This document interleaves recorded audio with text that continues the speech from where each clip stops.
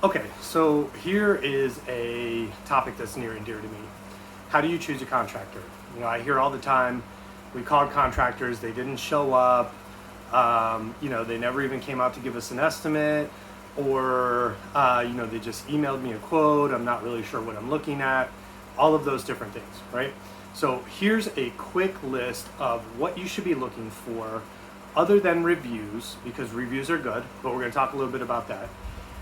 What you should be looking for in a contractor you hire. Okay, now, Florida, first thing, license and insurance. Okay, they need to be Florida State certified. If they're a roofing contractor, they'll have a CCC in front of their number.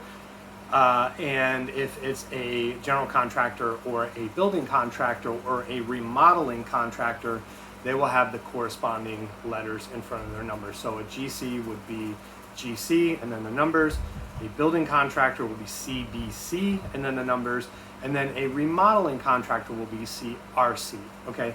Now, we don't really need to get into the differences of licensing other than a general contractor cannot do mechanical trades, meaning electrical, plumbing, roofing, and HVAC, okay?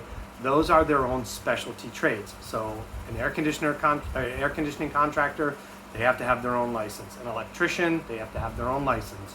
Solar, roofing, plumbing, all have to have their own license, okay?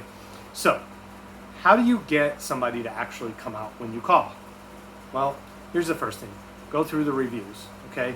Make sure that they have good reviews. The reviews are going to say, hey, they were diligent, they were thorough, they, kept my timeline, all of those different things. What you need to know about reviews is there are companies out there that will write reviews for you, okay? I know it's pathetic, but there are people that will actually have companies write reviews. So, whenever you're interviewing a contractor, what you need to do is you need to make sure that you look at those reviews and have them pull out one out of their CRM so you can see it's a legitimate review. What the CRM is, a customer relationship manager. That's where we store all of our customers' information. If they don't have a CRM, go to the next one. That's how we keep all of our customers, their phone numbers, their information, their material list, their estimates, all of those different things. Very important that an organized contractor has a CRM, okay? Second thing you need to look at, are they big on client education? What do I mean by that? Well, what are the hallmarks of a good contractor? Okay, it's not just about materials. Good materials in the hands of a bad installer will result in the same poor quality job. Okay, how's the company structured? Do they have processes in place? How are you going to do my project? Walk me through each step of that. Okay, it's a big part of hiring the right contractor. Feeling comfortable with how they're actually going to perform the work. Most people, they think about the materials, and that's okay. But that's a very small fraction.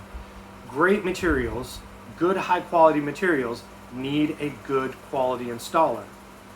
More than that, you've got to have a good quality company that has the right processes in place to make sure your job gets completed on time, on budget, and there's good communication all the way through.